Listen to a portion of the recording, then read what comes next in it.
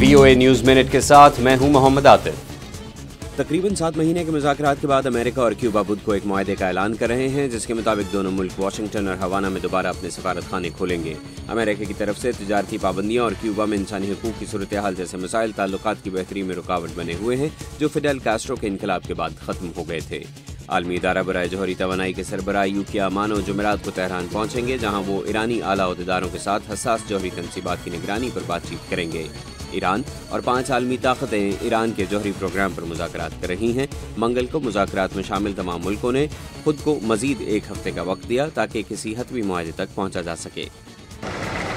اور اقوام متحدہ کی جانب سے بدھ کو شائع کیے جانے والے اعداد و شمار کے مطابق عراقی سیکیورٹی فورسز اور داعش کے درمیان مسلح تنازعات کے باعث جون کے مہینے میں 1466 عراقی ہلاک ہوئے ہیں۔ یہ تعداد مئی کے مقابلے میں 40% زیادہ ہے۔